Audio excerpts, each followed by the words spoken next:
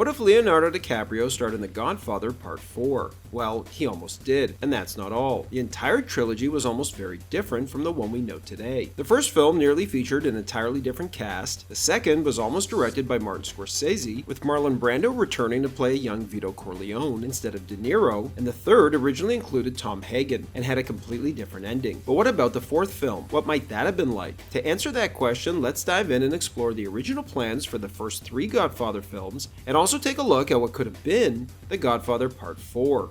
In 1968, Paramount was presented with an opportunity to acquire the movie rights to an unfinished manuscript by writer Mario Puzo, titled The Mafia. When Robert Evans, the head of production at Paramount, met with Puzo, the writer confided that he owed $11,000 in gambling debts and feared he'd end up with a broken arm if he couldn't pay. Moved by his situation, Evans gave him the money, without any real intention of making the film or even reading the finished novel. However, when the novel, which Puzo would rename to The Godfather, was published, it became a massive hit, leading Evans to realize that they were sitting on something big. Unfortunately for Evans, his studio bosses weren't as enthusiastic. Mob movies at the time generally performed poorly at the box office, and they pointed to the recent flop The Brotherhood, where Jewish actor Kirk Douglas played a Sicilian gangster as a prime example. However, Evans argued that's exactly why it and other mafia movies typically bombed, because of their complete lack of Italian cast and crews, leading him to argue that for The Godfather to be a success, it would have to be so authentically Italian that audiences would be able to smell the spaghetti on screen. Italian director Sergio Leone, who rose to fame for his Dollars trilogy starring Clint Eastwood, was a top choice to direct the film, but he disliked how the script glorified the mafia and turned it down, opting instead to focus on his own crime film, an adaptation of Harry Gray's The Hoods, which would eventually become Once Upon a Time in America. However, it's interesting to wonder what Leone's Godfather may have been like. With his unique visual style combined with Ennio Morricone's evocative and haunting music, Leone could have delivered a version of The Godfather that was both grandiose and dramatically intense, marked by his signature sweeping visuals and striking compositions. After Leone, director after director turned The Godfather down,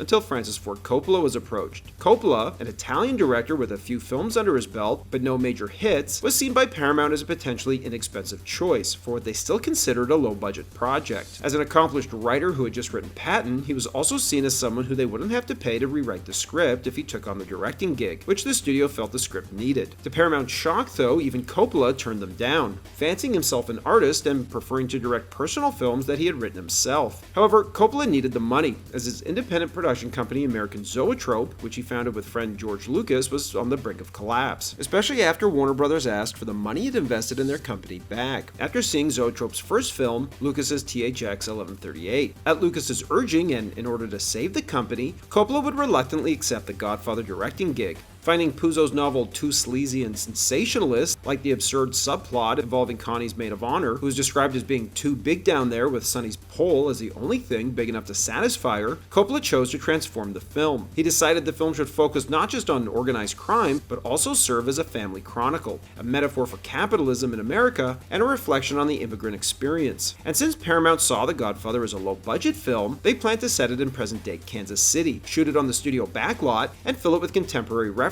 like hippies. Coppola balked at this idea and argued that for the film to be authentic, it had to be a period piece set in the 1940s, like the novel, and filmed on location in New York City. And while the studio argued that period costumes and cars would be costly, Coppola stood firm, as he had previously compromised on Finian's Rainbow, where he shot half of it on location and was forced to shoot the other half in a studio, resulting in a jarring contrast between the realistic outdoor scenes and the fake-looking indoor studio shot scenes. Luckily for Coppola, as the book's popularity grew, so did the film's budget, allowing Coppola to realize his vision as he worked with Puzo to adapt his novel into a screenplay. Coppola's battles didn't end there, though. In fact, they were just beginning. As he began to cast the picture, the biggest question was who would play the Godfather. Coppola and Puzo wanted Marlon Brando, with Puzo even writing to the actor to tell him that he thought he was the only actor who could play the part. Paramount, however, shot the idea down hard, as not only was Brando considered washed up following a string of box office disappointments, but he had developed a reputation of being incredibly difficult to work work with, after his legendary antics behind the scenes of Mutiny on the Bounty, which contributed to the film going over budget. Instead, Paramount wanted Ernest Borgnine. Coppola balked at this and fought hard for Brando, until Paramount agreed to consider the actor on 3 conditions. He would have to work for a considerably lower salary, put up a bond to ensure he wouldn't cause any production overruns, and, most insulting of all, submit to a screen test. Just to put that last one in perspective, Brando is considered the greatest actor of all time, and making him audition is akin to making Michael Jordan try out for the Chicago Bulls when he came back from playing baseball. Coppola, wisely, not wanting to offend Brando, just told him that he wanted to shoot a makeup test of him as the Don, and watched as Brando transformed himself by putting shoe polish in his blonde hair to darken it, and cotton balls in his cheeks to give him the appearance of a bulldog. After showing the footage to Paramount, they were amazed, and agreed to cast him. Fortunately, the only real on-set sin Brando would commit would be to occasionally read his lines off cue cards, much to the amusement of his co-stars. And speaking of his co-stars, Paramount still hated the rest of Coppola's casting choices, as Coppola foregoed using marquee stars in favor of unknown New York theater actors, who he felt would be more believable as real Italian Americans. From the start, Coppola's top choices were Pacino as Michael, James Caan as Sonny, and Robert Duvall as Hagen. Paramount hated all 3,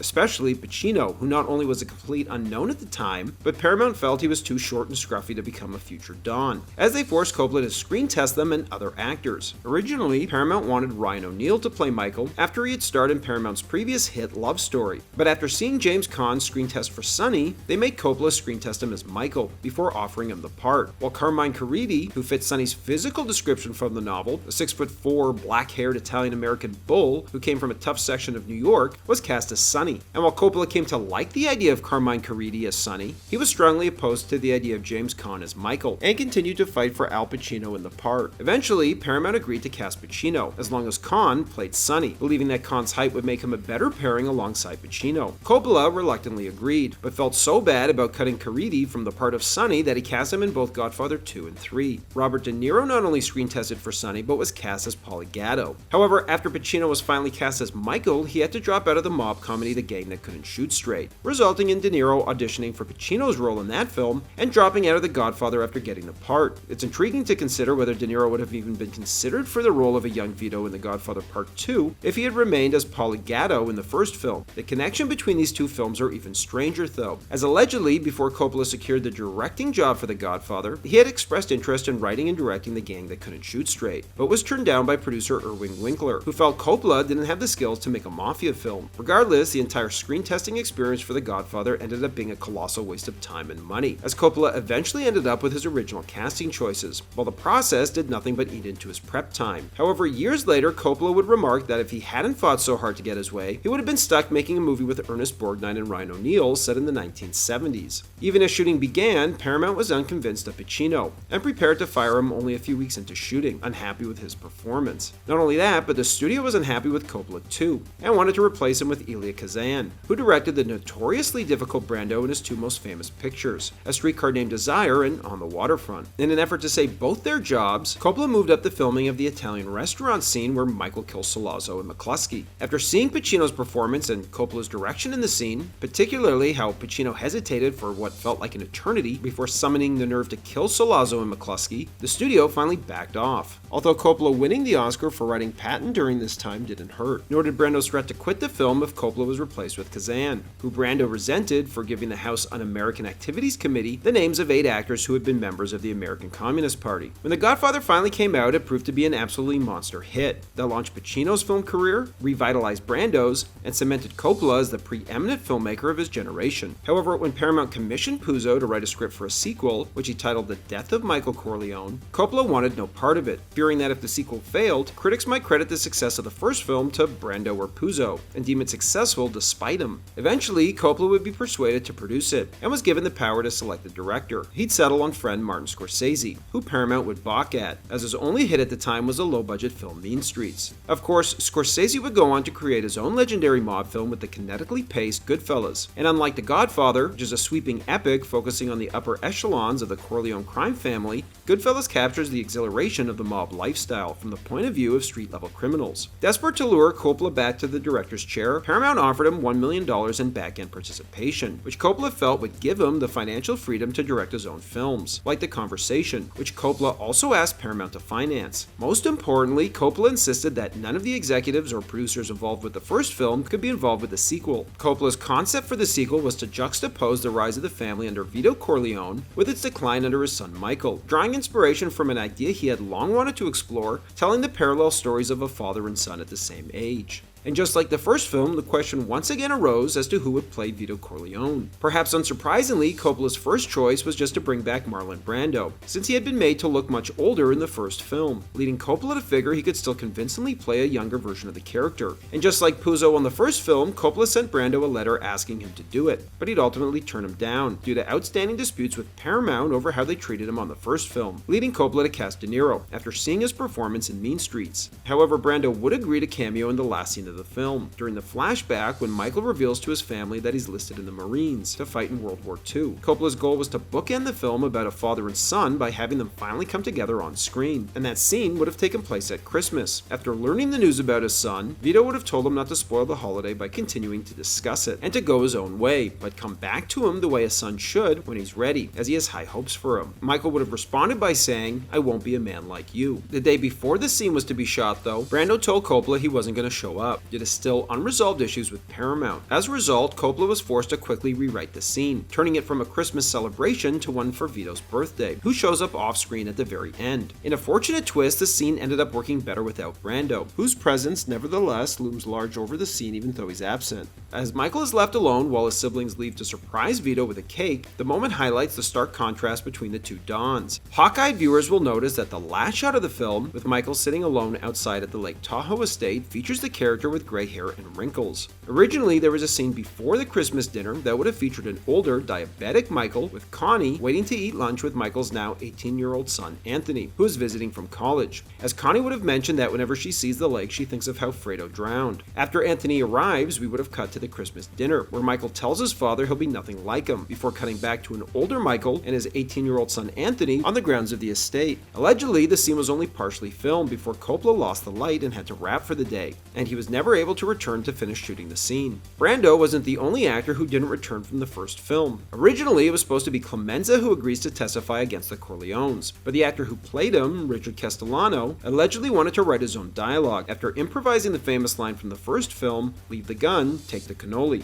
Coppola would balk at this and instead pivoted to having Willie Cece be the sole testifier against the Corleones, before creating the character of Frank Pantangeli. However, it's worth noting that Castellano had denied that he wanted to write his own dialogue, and claims he turned down the role because he didn't feel Clemenza would betray the Corleones. Plus, he was being asked to gain and lose weight to portray Clemenza at different time periods throughout the film, which he felt he would be unable to do because of health reasons. One of the most pivotal scenes in the second film is when Kay reveals to Michael that she didn't have a miscarriage, but actually had an abortion because she refused to bring another one of Michael's sons into the world. Originally though, Kay in fact did have a miscarriage, but it was Talia Shire, Coppola's real-life sister and Michael's on-screen sister, who suggested that Kay should have an abortion instead, not only to break free from the cycle of violence and corruption that defines the Corleone family, but also as a way out for herself. Allegedly, as a way of thanking her for this idea, Coppola added the scene where Connie tearfully asked Michael to forgive Fredo. Al Pacino initially had reservations about reprising his role as Michael Corleone, worried that the script didn't give his character enough depth, and that Michael might come across as a one-dimensional villain. Just before production was set to begin, Pacino's lawyers informed Coppola that he had serious concerns about the script and would not be participating, forcing Coppola to rewrite it over a weekend. And while the revisions eventually won Pacino over, the actor later admitted to Coppola that he hadn't actually disliked the first script, he just knew it could be better. The sequel to The Godfather would become the first major US motion picture to use Part 2 in its title. However, Paramount was initially opposed to this, as they believed audiences wouldn't be interested in an addition to a story they had already seen. Coppola would win the argument though, and following the film's success, Hollywood began what is now the common practice of numbering its sequels. After winning Oscars for writing both films alongside Coppola, Mario Puzo, who was a novelist and not a trained screenwriter, decided to buy a book on screenwriting to learn the craft for potential future Hollywood screenwriting gigs. On the first page of the book it read, "Study The Godfather. It's the model screenplay." After Puzo read that, he threw the book away. And while Coppola had no interest in making Godfather Part 3, that didn't stop Paramount from trying to make it without him. As far back as the late 70s, Paramount began trying to develop a story for a third film. And I mean that literally, as they forewent hiring actual writers and instead had top executives like Paramount President Michael Eisner and even Charles Bluhdorn, CEO of Paramount's parent company Gulf and Western, personally try and crack the story. Paramount would make Mario Puzo an offer he couldn't refuse, giving him $250,000 and 6% of the film's box office gross to write a treatment that combined the ideas from Eisner and Bluhdorn. Puzo is alleged to have said about turning their ideas into a script, "If I could just get Bluhdorn to write it long enough, I'll just change a few words and turn it back in again with my name on it." This version of the film would have seen a retired Michael living as a recluse, a la Howard Hughes, at the Lake Tahoe compound. Michael's son Anthony would have been recruited by the CIA, following his graduation from the U.S. Naval Academy, to assassinate a South American dictator. Tom Hagen, who is running the Corleone family, agrees to the deal on behalf of Anthony, but on the condition that a Union leader is freed from prison. For securing the Union leader's release, he promises them $100 million from the Union's pension fund, which the Corleones plan to use to finance a new casino operation in Atlantic City. After Anthony kills the dictator, the CIA leaks that the U.S. government used the mafia to conduct the hit, in an effort to undermine the president and get him removed from office, since the president was planning to disband the CIA. As Anthony realizes that he's been a pawn this whole time, the CIA tries to assassinate him so that he can't speak the truth. Anthony then turns to his father for help, as it's revealed that he's the one really running the family, not Hagen. Eventually, the Corleones are able to repel an attack on the compound by CIA forces, before being promised by the president that if they eliminate the men who recruited Anthony before they can testify before the Senate committee, then the Corleones will get the Union loan they wanted, which is currently in jeopardy. The film ends with Anthony and the Corleones carrying out hits as Anthony fully embraces a life of crime. And while John Travolta was the #1 choice to play Anthony Corleone, after he teamed with Sylvester Stallone for Staying Alive, which Stallone wrote and directed and Paramount produced, Paramount presented Stallone with a poster featuring his picture next to the Godfather 3 logo, as they courted him to direct it. However, while Stallone was initially enthusiastic about making it, he soon realized that trying to follow in Coppola's footsteps was a mistake, resulting in him leaving to make Rhinestone instead. Over the years, several different scripts would be written by a plethora of different writers. Most of the ideas involve Michael's son, Anthony, taking over the family business, although one features Michael grooming his sister Connie's son to take over instead, resulting in her orchestrating Michael's death at the end of the film for both corrupting her son and for revenge over Michael killing her husband years earlier. Eventually, the latest script was delivered to Coppola by his sister, Talia Shire, hoping he'd return to direct it. After reading it and voicing his complaints, Shire suggested he write his own version. Despite his initial reluctance, Coppola once again was deeply in debt, this time due to the financial disaster of One from the Heart, a film he largely funded himself. The movie's failure forced him to sell off his 23-acre studio and spend much of the 80s working to pay off his debts, echoing the financial pressures that had driven him to make the first Godfather film. Coppola and Puzo requested 6 months to complete a first draft of the script, but Paramount would only give them 6 weeks. Coppola also felt that the story really ended with Part 2, and wanted to treat this new film like more of an epilogue, resulting in him titling it The Death of Michael Corleone, which is what Puzo originally titled his unmade Godfather 2 sequel script that he wrote on his own. Ironically, this time it would be Paramount who insisted the film be called Part 3, much to Coppola's dismay, who believed it would set expectations too high for audiences. The climax to Coppola and Puzo's first draft of the script would have seen Michael get shot, not his daughter Mary, as the film would have ended with Michael's funeral, hence why Coppola was pushing for that title. Vincent, notably absent from the proceedings, then carries out hits as revenge for his uncle's death, before arriving at the funeral just as Michael's casket is lowered into the ground. This version of the script also featured Robert Duvall's Tom Hagen in a prominent role, just like the 2 films before it. The opening of the film is Tom's birthday in this version, as Michael asks him to run the Corleone's new philanthropic organization in Michael's pursuit of going legit. However, Robert Duvall was upset that Pacino was paid 3 to 4 times as much as he was, and while he didn't want or expect the same amount of money, he believed his character was crucial to the story, and felt he should be compensated with at least half of what Pacino was earning. Unable to come to terms, Coppola wrote Hagen out of the script, suggesting that he died between the second and third movie, and replaced him with a new character, B.J. Harrison. Coppola would later admit that he always felt the movie was incomplete without Robert Duvall, although Duvall has no regrets over turning it down, saying it wasn't as good as the other 2. To play Michael's daughter Mary, Coppola cast Winona Ryder. However, she was still filming Mermaids when production of Godfather 3 began, resulting in delays on the Godfather 3 shoot as they waited for her to wrap up. When she finally arrived, she was diagnosed with nervous exhaustion and forced to leave the production. Coppola, already over budget and behind schedule, needed to find a replacement immediately. Julia Roberts was interested, but not available to shoot right away. Madonna was eager to do it, but Coppola felt she was 10 years too old for the part. Desperate to find a replacement, Coppola chose his own daughter Sofia, who, while not a professional actor, was already on set and ready to fill in for Ryder, allowing production to continue. In defense of the decision, Coppola would argue that the character of Mary was based on Sofia anyway. And while shooting resumed, after 5 months, Coppola was still struggling to decide on an ending, dissatisfied with the idea of Michael going out in a hail of bullets, which he felt was too easy an out for him. Sofia ultimately inspired him to mirror the real-life tragedy of losing his son Gio in a speedboat accident a few years earlier, leading Coppola to have Mary shot at the end with a bullet intended for Michael, as Mary's death became a fictional representation of Coppola's own loss and suffering. And while that was art imitating life, things came full circle as life imitated art, when the press's harsh criticism of Sofia's performance as Mary mirrored how Mary pays the ultimate price for her father's sins in the film. When the film was finally released, it was criticized for Hagen's absence, a convoluted plot, Sofia's poor acting, and an incest angle between cousins Vincent and Mary. Even Pacino's haircut was a point of controversy,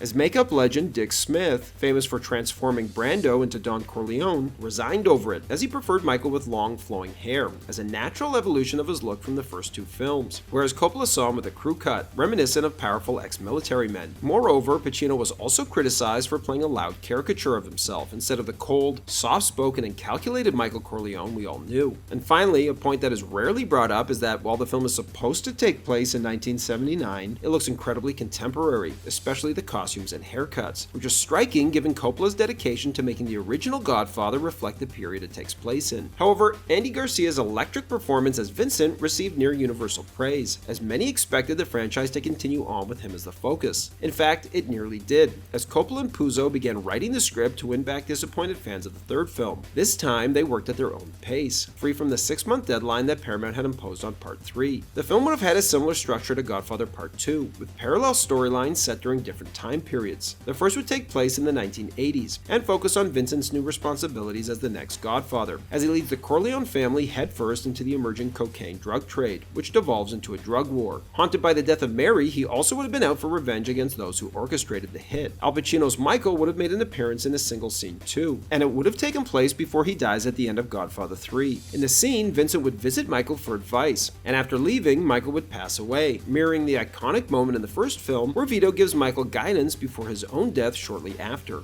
The other storyline would have been set in the 1930s, during the end of Prohibition, and followed Vincent's father, Sonny Corleone, creating the same link between father and son that anchored The Godfather Part 2. Sonny, after learning that his father's olive oil business is a cover for his mafia activities, lobbies to join his father's growing criminal empire. Like Pacino, Robert De Niro would have reprised his role as Vito, while Leonardo DiCaprio was eyed to play a young Sonny. DiCaprio was recommended by Andy Garcia, who shared the same agent as the young actor. The goal of the film was to contrast the golden age of the Corleone family in the 1930s, as it gains more political influence, with its eventual downfall in the 80s, as the film would have ended with Vincent being hunted down and killed. And while the 1930s portion of the script was finished and eventually expanded into a novel, Mario Puzo died before he and Coppola could complete the 1980s portion of the script. And while Coppola has stated that it didn't feel right to finish writing the script without Mario Puzo, that never stopped Puzo from writing abandoned scripts to Godfather 2 and 3 over the years without Coppola. Regardless, all of the actors who would have appeared in a fourth film have now aged out of their respective roles, as Coppola has stated the only reason to do it would be for the money. Then again, that's the reason he made each of the previous 3 films, as he's also suggested that a fourth film might just be great.